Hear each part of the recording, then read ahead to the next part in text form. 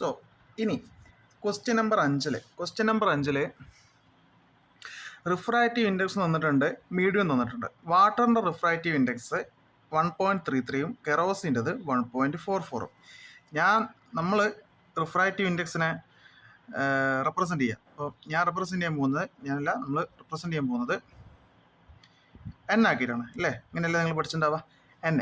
Okay, so refractive index കൂടിയാൽ ഒരു മീഡിയത്തിന് എന്താ സംഭവിക്കുക എന്നുള്ളതാണ് നമ്മൾ ആദ്യം ആ റിലേഷൻ നമ്മൾ മനസ്സിലാക്കണം. സോ എന്നിനെ ഞാൻ ഡയറക്റ്റ്ലി പ്രൊപ്പോർഷണൽ, റിഫ്രാക്റ്റീവ് ഇൻഡെക്സിനെ ഞാൻ ഡയറക്റ്റ്ലി പ്രൊപ്പോർഷണൽ എന്താക്കി എഴുതുകയാണ്? ഒപ്റ്റിക്കൽ ഡെൻസിറ്റി ആക്കി എഴുതുകയാണ്. ഓടിന്ന് ഉദ്ദേശിക്കുന്നത് ഒപ്റ്റിക്കൽ ഡെൻസിറ്റിയാണ്. ഞാനിവിടെ ബ്രാക്കറ്റിൽ ഒപ്റ്റിക്കൽ ഡെൻസിറ്റി, ഓക്കെ, എന്നിൻ്റെ ബ്രാക്കറ്റിൽ ഞാൻ റിഫ്രാക്റ്റീവ് ഇൻഡെക്സ്. സോ എന്നെ directly proportional to optical density എന്ന് പറഞ്ഞാൽ റിഫ്രാക്റ്റീവ് ഇൻഡെക്സ് ഇൻക്രീസ് ചെയ്യുന്ന സമയത്ത് ഒപ്റ്റിക്കൽ ഡെൻസിറ്റി എന്താ സംഭവിക്കുക? ഇൻക്രീസ് ചെയ്യും. എൻ ഇൻക്രീസ് ആവുന്ന സമയത്ത് ആര് ഇൻക്രീസ് ആവും? ഒപ്റ്റിക്കൽ ഡെൻസിറ്റി എന്താവും? ഇൻക്രീസ് ആവും. എൻ കുറയുമ്പോൾ ഒപ്റ്റിക്കൽ ഡെൻസിറ്റിയും കുറയും കേട്ടോ. ഡയറക്റ്റ്ലി പ്രൊപ്പോർഷണൽ കേട്ടോ. ഇപ്പോൾ രണ്ടുപേരും എന്താണ്? Directly proportional. ഒന്ന് കുറയുമ്പം മറ്റേതും കുറയും, ഒന്ന് കൂടുമ്പോൾ മറ്റേതും കൂടും. സോ ഈ റിലേഷൻ ഓക്കെ ആക്കി വെച്ച് കഴിഞ്ഞതിന് ശേഷം ഈ ഫിഗേഴ്സിലേക്ക് നോക്കാം. ഐഡൻറ്റിഫൈ ദ കറക്റ്റ് ഫിഗർ എന്നാണ് നമ്മുടെ ചോദ്യം. വാട്ടർ ഉണ്ട്, വാട്ടറിൻ്റെത് എൻ്റെ 1.33 കെറോസിൻ്റെത് 1.44. വാട്ടർ എന്ന് പറയുന്നത് അപ്പോൾ എന്തായിരിക്കും? റിഫ്രാക്റ്റീവ് ഇൻഡെക്സ് കൂടിയേക്കാണെങ്കിൽ ഒപ്റ്റിക്കൽ ഡെൻസിറ്റി കൂടുക എന്നാണ് പറയാം. അപ്പോൾ കെറോസിൻ ആയിരിക്കില്ലേ 1.44 ഏറ്റവും കൂടുതൽ ഡെൻസ് ആയിട്ടുണ്ടാവുക? കെറോസിനാണ് ഡെൻസർ ആയിട്ടുണ്ടാവുക. വാട്ടർ എന്താണ്? റെയറാണ്.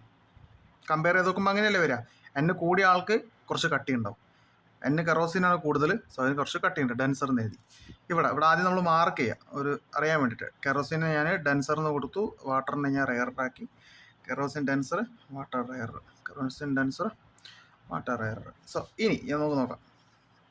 അപ്പോൾ റെയറിൽ നിന്ന് ഡെൻസറിലേക്ക് കടക്കുമ്പോൾ ഒപ്റ്റിക്കലി റെയറായിട്ടുള്ള ഒരു മീഡിയത്തിൽ നിന്ന് ഡെൻസറിലേക്ക് കടക്കുന്ന സമയത്ത് എന്താ സംഭവിക്കുക? എങ്ങനെ വരിക? അത് ടുവാർഡ്സ് നോർമലായിട്ടാണ് വരിക. അതിന് നമ്മൾ ഫസ്റ്റ് വരച്ച ഒരു ഫിഗർ, ഇത് ഞാൻ പറയാറുണ്ട് ക്ലാസ്സിൽ, ഇത് കാണാപ്പാടം ഓർമ്മ ഉണ്ടാവേണ്ടതാണ്. റെയറായിട്ടുള്ള എയറും ഡെൻസറായിട്ടുള്ള ഗ്ലാസും. ഓക്കെ, ഇവിടെ നിങ്ങൾ എങ്ങോട്ടേക്ക് അടുക്കുക? ആദ്യം നോർമലിലേക്ക്. ഇത് കാണാപ്പാടം പഠിക്കണമെന്ന് ഞാൻ കുറേ പറഞ്ഞിട്ടുണ്ട്. ഇത് അറിയെങ്കിൽ നമുക്ക് ഈ ആൻസർ മൊത്തം ചെയ്യാൻ പറ്റും. അപ്പോൾ ഇതെന്ന് സംഭവിച്ചാൽ റെയറിൽ നിന്ന് ഡെൻസറിലേക്ക് പോകുന്ന സമയത്ത് ടുവാർഡ്സ് നോർമലാണ് വന്നത്. ഇത് വെച്ചിട്ട് വേണം നമുക്ക് കറക്റ്റ് ഫിഗർ മനസ്സിലാക്കി, ഈ തിയറി വെച്ചിട്ട് ടുവാർഡ്സ് നോർമൽ. അപ്പോൾ ഞാൻ നോക്കട്ടെ, റെയറിൽ നിന്ന് ഡെൻസറിലേക്ക് പോയി. ഓക്കെ, ടുവാർഡ്സ് നോർമലാണോ നമുക്ക് വരണ്ടേ? ഇതെന്താ സംഭവിച്ചത്? Away from normal. ഇത് തെറ്റാണ്. ഇനി ബിയിൽ നോക്കാം. കെറോസിന് ഡെൻസറിൽ നിന്ന് റെയറിലേക്ക് പോയി. താഴത്തെ സെനാരിയോ കേട്ടോ. ഞാൻ ഒന്നുകൂടി വരയ്ക്കുകയാണ്, ഒരു ഫിഗർ കൂടി വരയ്ക്കുകയാണ്. ഐസറിൽ ഒരു ഫിഗറും കൂടി വരയ്ക്കുകയാണ്, രണ്ടാമത്തെ, അതായത് അതിൻ്റെ ഉള്ളിൽ നിന്നുള്ള. സോ വരച്ചു. ആ ഉള്ളിൽ നിന്നുള്ള റേ ഇങ്ങനെ വന്നു, ഡെൻസറായിട്ടുള്ള ഗ്ലാസ്സിൽ നിന്ന് റെയറിലേക്ക് പോകാം. ഡെൻസറിൽ നിന്ന് റെയറിലേക്ക് പോകുമ്പോൾ നമ്മൾ എന്താ പഠിച്ചത്? Away from normal. റെയറിൽ നിന്ന് ഡെൻസറിലേക്ക് വരുമ്പോൾ ടുവാർഡ്സ് നോർമലും, ഡെൻസറിൽ നിന്ന് റെയറിലേക്ക് പാസ് ചെയ്യുന്ന സമയം എവേ ഫ്രം നോർമൽ. ഇവിടെ നോക്ക്, ഡെൻസറും റെയറും അല്ലേ, നോർമലിൽ നിന്ന് വിട്ടു പോവല്ലേ? ഇതാണ് റൈറ്റ് ആൻസർ ആയിട്ട് വരാം.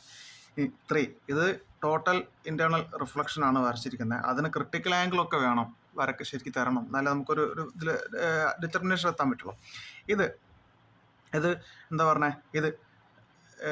ഇതിലും പറഞ്ഞ മാതിരി തന്നെ ക്രിട്ടിക്കൽ ആംഗിൾ വേണം. ഇവിടെ angle C is equal to angle I എന്നുള്ള ഒരു റിലേഷൻ ഉണ്ട്. ഇൻസിഡൻ്റ് ആംഗിളും ക്രിട്ടിക്കൽ ആംഗിളും ഈക്വൽ ആവുന്ന സമയത്ത് ഈ എന്താ പറയുക, നോർമൽ ലൈനിൻ്റെ ഉള്ളിൽ കൂടെ ലൈനിൻ്റെ മുകളിൽ കൂടെ പോകാന്നുള്ളതാണ്. ഇത്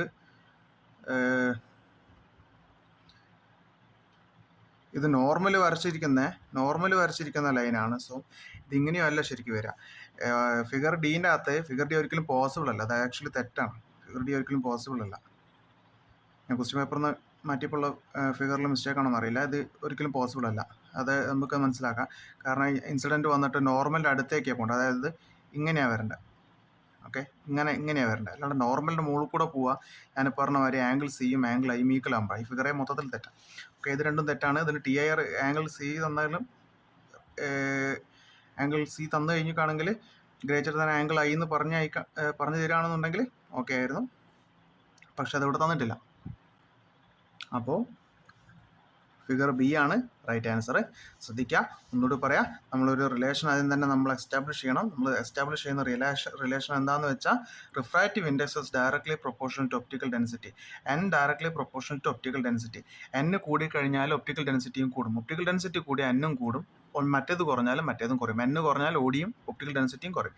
ഈ റിലേഷൻ ഡയറക്ട്ലി പ്രൊപ്പോർഷണൽ ആണെന്ന് മനസ്സിലാക്കിയതിന് ശേഷം നമുക്ക് തന്നിട്ടുള്ള ടേബിളിലേക്ക് പോകാം. ടേബിളിൻ്റെ അകത്ത് 1.33 വാട്ടറും 1.44 കെറോസിനാണ് തന്നിട്ടുള്ളത്. കെറോസിൻ്റെ റിഫ്രാക്റ്റീവ് ഇൻഡെക്സ് 1.44 ആണ്.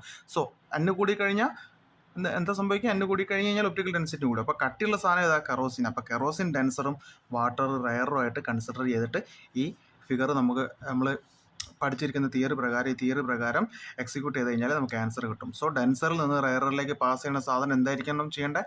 എവേ ഫ്രം നോർമൽ ആയിരിക്കണം പോകേണ്ടത്. സോ എവേ ഫ്രം നോർമൽ എന്ന് കാണിക്കുന്നത് ഒരൊറ്റ ഫിഗർ ഉള്ളൂ, അത് ഫിഗർ ബി ആണ്. ഓക്കെ, ഇനി 5 ബിൻ്റെ ഒരു ക്വസ്റ്റ്യൻ ഉണ്ട്. ആക്ച്വലി കുറച്ചുകൂടി എളുപ്പമാണ്. ഇതിൽ ഞാൻ കണ്ടിട്ടുള്ള ഈ ഗ്രാഫ് ക്വസ്റ്റ്യൻസ് ടൈപ്പാണ്. ഈ ഗ്രാഫ് ക്വസ്റ്റ്യൻസിൽ ഞാൻ കണ്ടിട്ടുള്ള ഗ്രാഫ് വരയ്ക്കുമ്പോൾ നിങ്ങൾ പ്രത്യേകം ശ്രദ്ധിക്കേണ്ടതെന്ന് വെച്ചാൽ സ്കെയിൽ ചെയ്യുന്ന സമയത്ത് ഒരേ രീതിയിൽ എടുക്കണം. ഒരേ രീതിയിൽ എടുക്കാന്ന് വെച്ചാൽ ഇപ്പോൾ 1 സെൻറ്റിമീറ്റർ ഇസ് ഈക്വൽ ടു എന്ന് പറഞ്ഞിട്ട് നമ്മൾ എസ്റ്റാബ്ലിഷ് ചെയ്യണം. ആദ്യം 1 centimetre is equal to 10 second എന്നോ ആ രീതിയിൽ എസ്റ്റാബ്ലിഷ് ചെയ്യുക. എക്സ് ആക്സിസിലാണ് ശ്രദ്ധിക്കുക, ഇത് വളരെ ഇമ്പോർട്ടൻ്റ് ആണ്. ടൈം എപ്പോഴും എവിടെയാണ് കൊടുക്കുക? നമ്മൾ ടൈം എപ്പോഴും എവിടെയാണ് കൊടുക്കേണ്ടത്? എക്സ് ആക്സിസിലാണ് കൊടുക്കേണ്ടത്.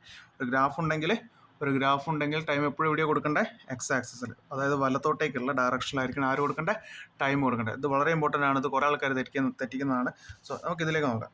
ഇതിൽ ടൈം 0 ആണ്, വെലോസിറ്റി 0 ആണ്. ഫസ്റ്റ് ഗ്രാഫ് കേട്ടോ. ഇതിൽ ക്വസ്റ്റ്യൻ എന്താ പറഞ്ഞിട്ടുള്ളത്? Which graph represent the motion of a body coming to rest. നിൽക്കാൻ പോകുന്ന അല്ലെങ്കിൽ നിന്ന ഏതെങ്കിലും ഒരു ബോഡീൻ്റെ ഗ്രാഫ്, ഇതിൽ ഏതെങ്കിലും ഒരു ഗ്രാഫ് കാണിക്കാനാണ് പറയുന്നത്. നിൽക്കാൻ പോകുന്ന, അല്ലെങ്കിൽ ഒന്ന് ഡീസലറേറ്റ് ചെയ്തത്, ബ്രേക്കൊക്കെ പിടിച്ച് നിൽക്കാൻ പോകുന്ന, അല്ലെങ്കിൽ നിന്നിട്ട് ബ്രേക്ക് പിടിച്ച് നിൽക്കാൻ പോയിട്ട് നിൽക്കുന്നത്. സോ അത് കമ്മിങ് ടു റെസ്റ്റ് പറയുന്നത്. അങ്ങനെയാണെന്നുണ്ടെങ്കിൽ ഫസ്റ്റിൽ നോക്കി നോക്കുക, ടൈം 0-ലാണ് സ്റ്റാർട്ട് ചെയ്യുന്നത്, വെലോസിറ്റി 0-ലാണ് സ്റ്റാർട്ട് ചെയ്യുന്നത്. സോ ടൈം ഇൻക്രീസ് ചെയ്യുന്നതിനനുസരിച്ച് വെലോസിറ്റി ഇൻക്രീസ് ചെയ്യുന്നുണ്ട് അല്ലേ?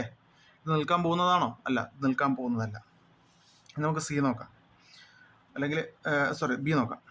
സോ ബിൻ്റെ കേസിൽ ഇനീഷ്യൽ വെലോസിറ്റി ഹൈ ആയിട്ട് മൂവ് ചെയ്തുകൊണ്ടിരിക്കുന്ന ഒരു ട്രെയിനോ ഒരു ബസ്സോ എന്തോ ആയിക്കോട്ടെ, ഒരു വെഹിക്കിളാണ്. അപ്പോൾ ടൈം മുന്നോട്ടേ പോകുന്നതനുസരിച്ച് അതിൻ്റെ വെലോസിറ്റി ഇങ്ങനെ കുറഞ്ഞു വരിക. അതിനർത്ഥം എന്താ? അത് ബ്രേക്ക് അപ്ലൈ ചെയ്യുന്നു എന്നുള്ളതാണ് അതിൻ്റെ അർത്ഥം. ഇതാണ്. എന്നിട്ട് വെലോസിറ്റി എവിടെ എത്തുന്നത്? 0-ൽ. ഓക്കെ, ടൈം ഇപ്പോൾ ഒരു 10 സെക്കൻഡ് ആണെന്ന് മനസ്സിൽ വിചാരിക്കുക. ഒരു 10 സെക്കൻഡ് കൂടെ ഉണ്ടെങ്കിൽ ടൈം 10 സെക്കൻഡിലേക്ക് എത്തി. 0-ന്ന് 10 സെക്കൻഡിലേക്ക്. വെലോസിറ്റി അങ്ങനെ പോയി 0-ൽ എൻഡ് ചെയ്തു. ഓക്കെ, സോ അതിൽ നമുക്ക് മനസ്സിലാക്കാം എന്ത്? ഇതാണ് റെസ്റ്റിലേക്ക് പോകുന്ന ഗ്രാഫ്. ഒരു വസ്തു വന്ന് നിന്നു, വെലോസിറ്റി 0 ആയി. വെലോസിറ്റി കമ്പോണൻറ്റ് 0 ആയി എന്നർത്ഥം ആണ് വസ്തു വന്ന് നിൽക്കാൻ തരണം. Okay, velocity equal to 0. Okay, ഇനി ഇതിൻ്റെ കേസിൽ നമ്മൾ ഒരു ടൈം, ഇത് ആക്ച്വലി ഗ്രാഫ് തെറ്റാണ്. ടൈം ഒരിക്കലും ഒരു 6 സെക്കൻഡിൽ വെച്ചിട്ട് നമ്മൾ പ്ലോട്ട് ചെയ്യാൻ ശരിക്കും നമുക്ക് പറ്റില്ല. Okay, has to start from 0. ഇതിങ്ങനെ ചെയ്യുന്നത് ഇത് റോങ് ആണ്. ഓക്കെ, പിന്നെ ഡീനകത്ത് റെസ്റ്റിലേക്ക് വരല്ല, വെലോസിറ്റി കൂടുകയാണ്. നമുക്ക് മനസ്സിലാക്കാം, വെലോസിറ്റി കൂടുകയാണ്. ഓക്കെ, ഇതിലും വെലോസിറ്റി കൂടുകയാണ്. അതിന് വേറൊരു റീസൺ കൂടിയാണ് ഞാൻ പറഞ്ഞത്, ടൈം ഒരിക്കലും ഇങ്ങനെ സ്റ്റാർട്ട് ചെയ്യാൻ പറ്റില്ല. ഓക്കെ, പിന്നെ അപ്പോൾ which graph represent the motion of a body coming to rest എന്നുള്ള ചോദ്യത്തിന് ആൻസർ എന്താ വരിക? ബി. അപ്പോൾ എൻ്റെ ആൻസർ എന്താ വരിക? ബി വരും. Which graph never possible with respect to motion. ഇതിൻ്റെ ആൻസറാണ് വേണ്ടത്. ഏത് ഗ്രാഫ് നെവർ പോസിബിൾ അല്ല എന്ന് ഞാൻ പറഞ്ഞത്? സി ആണ് ഞാൻ പറഞ്ഞത്. ഒരിക്കലും പോസിബിൾ അല്ലാത്ത ഗ്രാഫ് ഏതാ? C graph. ഓക്കെ, സി ഗ്രാഫാണ് ഒരിക്കലും പോസിബിൾ അല്ലാത്ത ഗ്രാഫ്.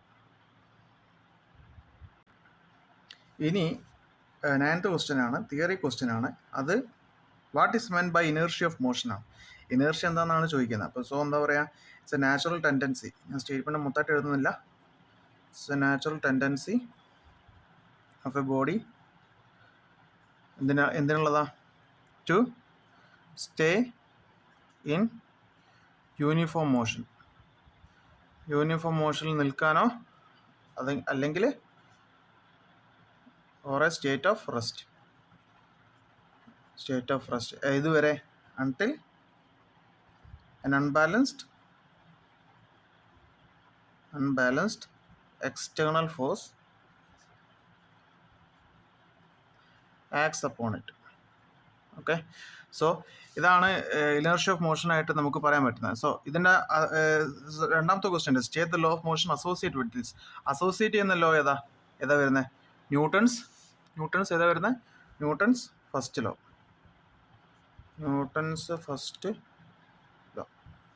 ഇതാണ് അസോസിയേറ്റ് ചെയ്ത് വരുന്നല്ലോ. അപ്പോൾ ഇതിൽ ശ്രദ്ധിക്കേണ്ട ഒരു കാര്യം എന്താണെന്ന് വെച്ചാൽ, ഈ ലോസും കാര്യങ്ങളൊക്കെ തിയറിയിൽ എഴുതുന്ന സമയത്ത് നമ്മൾ എന്ത് ചെയ്യണമെന്ന് വെച്ചാൽ, എസ്റ്റാബ്ലിഷ്ഡ് ആയിട്ടുള്ള ഒരു കറക്റ്റായിട്ടുള്ള തിയറി സെൻറ്റൻസ് ഉണ്ട്. അതായത് തിയററ്റിക്കലായിട്ടുള്ള അതിൻ്റെ ഫിസിക്കൽ ക്വാണ്ടിറ്റീസ് ഒക്കെ ഉൾപ്പെടുത്തിയിട്ടുള്ള എസ്റ്റാബ്ലിഷ്ഡ് ആയിട്ടുള്ള ഒരു കറക്റ്റ് സെൻറ്റൻസ് ഉണ്ട്. നമ്മൾ അത് ചോദിക്കുമ്പോൾ അത് കാണാപ്പാടം പഠിച്ച് എഴുതുന്നതാണ് തിയറി ക്വസ്റ്റ്യൻസിന് ഏറ്റവും നല്ലത്.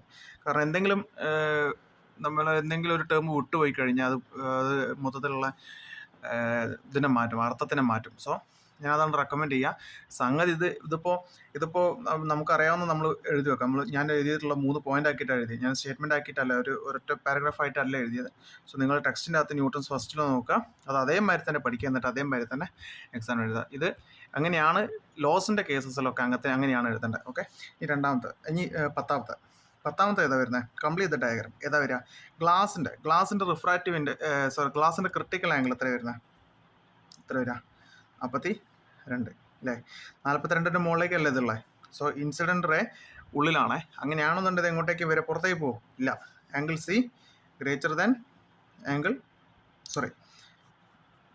I greater than angle c അല്ലേ? ഇതല്ലേ വരുന്നത്. അപ്പോൾ എങ്ങോട്ടൊക്കെ പോവാ? താഴത്തേക്ക്. ടി എ ആർ ആണോ ഒക്കെ അറിയുക.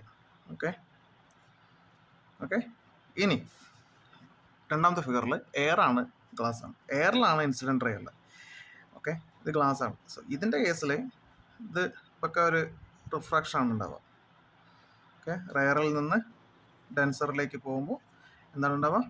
റിഫ്രാക്ഷൻ. അത് എങ്ങോട്ടേക്കാണ്? ടുവാർഡ്സ് നോർമലിലേക്ക്. ഓക്കെ, ഇനി അടുത്തത് complete the path of light. ഇത് ഗ്ലാസ് ആണ്, ഇത് മുകളിലുള്ളത് എയർ ആണ്. ഗ്ലാസ് ഡെൻസർ ആണ്, എയർ റെയർ ആണ്. ഡെൻസർ ടു റെയർ പോകുന്ന സമയത്ത് നമ്മൾ കാണാപ്പാടം പഠിച്ചു എന്നത് വരിക എവേ ഫ്രം നോർമലാണ് വരിക. Away from normal. ഇനി എയറിന്ന് ഗ്ലാസ്സിലേക്കാണ് വരുന്നത്. ഇത് പെർപെൻഡിക്കുലർ ആണ്, 90 ഡിഗ്രിയിലാണ് വരുന്നത് ഇൻസിഡൻറ്റ് ആംഗിൾ. ഇതൊരു ചേഞ്ചും ഉണ്ടാവില്ല, ഒരു റിഫ്ലക്ഷനും ഉണ്ടാവില്ല, റിഫ്രാക്ഷൻ ഒന്നും ഇല്ലാണ്ട് താഴത്തേക്ക് നേരെ തന്നെ പോകും. Okay, there won't be any change. ഇതാണ് 10th ആൻസർ. ഇനിയുള്ള 11th ക്വസ്റ്റ്യനിൽ വെക്ടർ ക്വാണ്ടിറ്റി ആണ് ചോദിക്കുന്നത്. വെക്ടർ സ്കേലർ തമ്മിലുള്ള വ്യത്യാസമൊക്കെയാണ് ചോദിക്കുന്നത്. സോ ഇത് കാണുന്നുണ്ട് വിശ്വസിക്കുകയാണ്. ഓക്കെ, അപ്പോൾ ഇനി ഇതിൽ വെക്ടർ ക്വാണ്ടിറ്റിയിൽ തന്നിട്ടുള്ള ടേബിളാണ്. ഞാൻ ഇങ്ങനെയാണ് എഴുതിയുള്ളത്. Vector quantity magnitude alone is mentioned. ഇത് കറക്റ്റ് ചെയ്യാനാട്ടോ പറയുന്നത്. അപ്പോൾ ഞാനിവിടെ മാറ്റി എഴുതാം. വെക്ടർ ക്വാണ്ടിറ്റിയിൽ മാഗ്നിറ്റ്യൂഡ് അലോൺ ഇസ് മെൻഷൻഡ് പറഞ്ഞാൽ ശരിയാണോ? തെറ്റാണ്. വെക്ടർ ക്വാണ്ടിറ്റി, വെക്ടർ എന്ന് പറയുമ്പോൾ ആരൊക്കെ ഉണ്ടാവും? മാഗ്നിറ്റ്യൂഡും ഉണ്ട്, പിന്നെ രണ്ടാമത്തെ ഒരാളും കൂടെ ഉണ്ട്. ആരാളുള്ളത്? ഡയറക്ഷനുണ്ട്. മാഗ്നിറ്റ്യൂഡുണ്ട്, ഡയറക്ഷനുണ്ട്. ഇതാണ് ശരി, ഇത് തെറ്റാണ്. സോ അത് ഞാൻ കറക്റ്റായിട്ട് മാറ്റിയത്. ആക്സലറേഷൻ്റെ ഇക്വേഷൻ എന്താ? A is equal to V minus U by T, change in velocity by time. ഇതാണ് ആക്സലറേഷൻ ഇക്വേഷൻ. ഈ വെലോസിറ്റി എന്ന് പറഞ്ഞ കമ്പോണൻറ്റ് എന്താ വരിക? വെക്ടർ ക്വാണ്ടിറ്റി അല്ലേ? സോ ഇവിടെ നോക്ക്, ഇതാണ് മനസ്സിൽ നോക്കട്ടോ. രണ്ടാമതും കൂടി പറഞ്ഞിട്ട് ഞാൻ ക്ലിയർ ചെയ്ത് തരാം. ഇനി സ്കേലാർ ക്വാണ്ടിറ്റി എക്സാമ്പിൾസ് ലാസ്റ്റിലേക്ക് എഴുതാം. സ്കേലാർ ക്വാണ്ടിറ്റി എന്ന് പറയുന്നത് ഏതാ? Direction is not mentioned. ശരിയല്ലേ? സ്കേലാർ ക്വാണ്ടിറ്റി ആര് മാത്രമേ ഉള്ളൂ? മാഗ്നിറ്റ്യൂഡ് മാത്രമേ ഉള്ളൂ. ഡിസ്പ്ലേസ്മെൻറ്റ് നോക്കാം. ഡിസ്പ്ലേസ്മെൻറ്റ് ഇക്വേഷൻ എന്താ? എസ് എസ് ഈക്വൽ ടു ഇത് വരാം. അല്ലെങ്കിൽ അത് വേണ്ട. അല്ലെങ്കിൽ ഡിസ്പ്ലേസ്മെൻറ്റ് എങ്ങനെയാണ് കാണുക നമ്മൾ? ഡിസ്പ്ലേസ്മെൻറ്റ് പറഞ്ഞാൽ ഡയറക്ഷൻ വളരെ ഇമ്പോർട്ടൻ്റ്. അതായത് ഇനീഷ്യൽ പൊസിഷനും ഫൈനൽ പൊസിഷനും തമ്മിൽ ഉള്ള ഡിസ്റ്റൻസിനെയാണ് നമ്മളെന്ത് വിളിക്കുക? സ്ട്രേറ്റ് ലൈൻ ഡിസ്റ്റൻസിനെ നമ്മളെന്ത് വിളിക്കുക? ഡിസ്പ്ലേസ്മെൻറ്റ് എന്ന് വിളിക്കുക. അപ്പോൾ അത് ഡയറക്ഷൻ മാറിക്കൊണ്ടിരിക്കുന്ന സമയത്ത് ആ വാല്യൂവിന് ചേഞ്ച് വരും. സോ ഡിസ്പ്ലേസ്മെൻറ്റ് എന്ന് പറഞ്ഞാൽ ഒരിക്കലും സ്കേലാർ ക്വാണ്ടിറ്റി അല്ല. ഓക്കെ, നമ്മൾ എന്ത് ചെയ്താം? ഇതിൻ്റെ വെക്ടർ ക്വാണ്ടിറ്റീൻ്റെ ഓപ്ഷനിൽ നമുക്ക് എന്ത് എഴുതാൻ അറിയാം? ഡിസ്പ്ലേസ്മെൻറ്റ്. സോ ഇതിൻ്റെ കേസിൽ ആക്സലറേഷൻ വരിക. ആക്സലറേഷൻ ഒരിക്കലും ഒരു സ്കേലാർ ക്വാണ്ടിറ്റി അല്ല. ആക്സലറേഷൻ എപ്പോഴും എന്താ വരിക? ഒരു വെക്ടർ ക്വാണ്ടിറ്റി വരിക. കാരണം നമ്മൾ യൂസ് ചെയ്യുന്ന കമ്പോണൻ്റ് ഏതാ? V minus U, change in velocity. Velocity എന്ന് പറഞ്ഞാൽ ഡിസ്പ്ലേസ്മെൻറ്റ് ബൈ ടൈമാണ് അല്ലേ? വി എന്ന് പറഞ്ഞാൽ എന്താ, ഡിസ്പ്ലേസ്മെൻറ്റ് ബൈ ടൈമാണ്. Okay, s by t v equal s by t. അപ്പോൾ ഡിസ്പ്ലേസ്മെൻറ്റ് യൂസ് ചെയ്യുന്ന സാധനം ഒരു വെക്ടർ ക്വാണ്ടിറ്റിയാണ്. അത് വെച്ച് ഡിറൈവ് ചെയ്ത് കിട്ടുന്ന ആക്സലറേഷൻ തന്നെയായിരിക്കും, ഒരു വെക്ടർ ക്വാണ്ടിറ്റി തന്നെയായിരിക്കും. ഓക്കെ, നമുക്ക് സ്കാലർ ക്വാണ്ടിറ്റി ഒരു എക്സാമ്പിൾ നമുക്ക് എഴുതാം. നമുക്ക് എന്താ എഴുതാൻ പറ്റുക, സ്പീഡ് എഴുതാം.